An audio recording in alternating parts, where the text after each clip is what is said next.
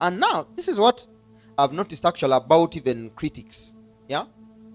Most critics are critics because they are rash in their speaking.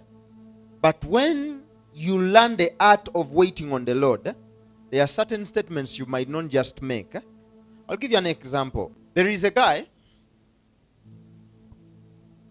I was watching some clip, and he was making a comment. Say, yeah, God cannot speak to you in details. Those things of details. Your name is this, the name of this. Say, don't you see even Jesus? He just told the lady that I perceive that the husband you have at home is not yours. As in, and he bases on that. And the guy sounds so wise. But according to us who have experience, we have tons of experiences. I've been tons of proof on the internet with you guys. Many times I've prophesied to the whole fellowship with details. You get it? That guy, you look at him, you don't know whether to call him a fool, or to just keep quiet, but you realize at some point a fool needs to be told that, man, you're getting into foolish zones because you don't wait on the Lord. Sometimes when you wait, even when you are the most stupidest person, you'll become wise. Sometimes when you keep quiet, it helps you. You get what I'm saying? And I'm telling you because there is a lot going on in the world, and you need to be able to see what is true wisdom. True wisdom comes to people that know the art of what? Of waiting upon the Lord. That is when we are renewed. That is when we are helped. Okay? For example, okay, let's just take that thought. Go to Acts 9:11.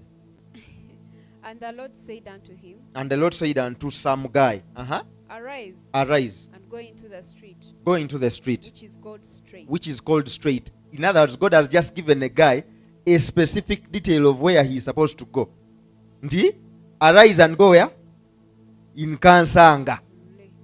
And inquire in the house of Judas. He has just given him an address of a guy called Judas. For one called Saul. This is not guesswork. Because he could just leave it at Judas. If God is just that haphazard. For one called Saul. Like, even when you go in the house of Judas, don't look for Judas. Inquire for who? Saul. Imagine God being that detailed. Go on. For one called Saul of Tarsus.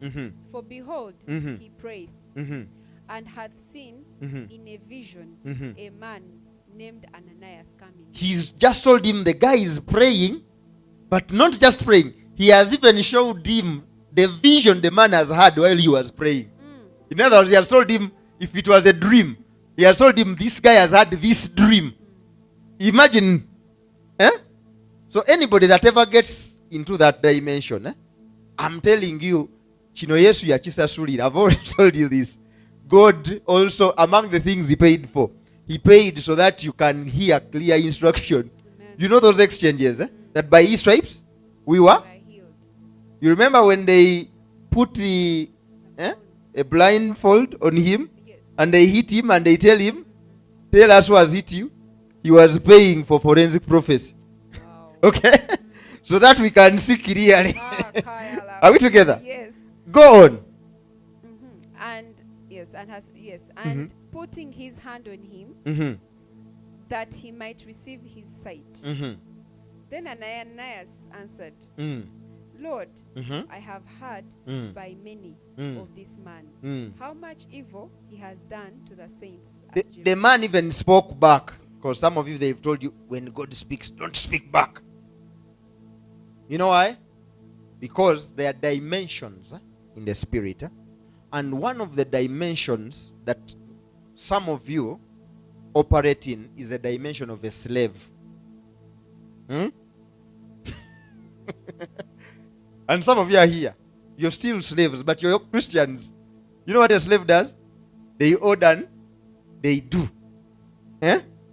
As in, it's a dimension where I need to give my tithe 10%. I need to give. It's a command. Okay? There is that dimension where you are a slave. You're just doing things because you're commanded. You get it, huh? And there is a higher dimension than that. Where you a friend, relationship. Where I came from Yes. is this man knew his Lord enough that he can even negotiate. Say, but God, that man has been killing people. You understand? I said, no, he has been killing people, but hear what he's telling him now. Yes. Mm. He says, go thy way, for he is a chosen vessel unto me, He's even revealing the call of this guy. to bear my name To bear his name. before the Gentiles and kings Uh-huh. and the children of Israel. Yes. For I will shew him Mm-hmm. great things he must suffer. Imagine, that is the man who gets the revelation that Paul will one day pray against a thorn in the flesh, but it is not going away. Because these are things he must what? Suffer. For my name's what? Sake. This is the man getting such deep revelation. Go on. 17. Mm. And Ananias Yes. went his way Yes. and entered into the house. Yes. And putting his hands on him, Yes. said, Mm. Brother Saul. Wekomerao. Brother who? Saul. No longer enemy Saul. Imagine the guy believes God so much. They are in such a relationship that when he even gets to Saul, imagine you get to Connie. And God has given you all these revelations about Connie. And say, brother Connie, you've already gotten love for Connie because your friend loves him. You understand that dimension? Because it's a dimension that is going to be so high in our days. The prophetic, like you know it, is going to increase. Okay? But they are counterfeit to these things. They are spirits that are going to what? Attack these things. One of them is that even in church, there will be people, who are looking for some kind of relevancy, but they are looking for the relevancy by attacking the things that are not like them. Because I've told you, we all kind of preach a gospel that looks like us. That is why it is expedient for every minister to pursue to look like who the Father ordained them to be. Okay? Because unless that, you can't bring out a beautiful image of God. You understand? People wabantu nga bayombi. They are quarrelsome. They'll preach a quarrelsome gospel. There are people who have anger issues. I'm telling you. And their gospel is full of anger issues. They present a God who has anger issues. Like, gwe. You get what I'm saying? I'm telling you.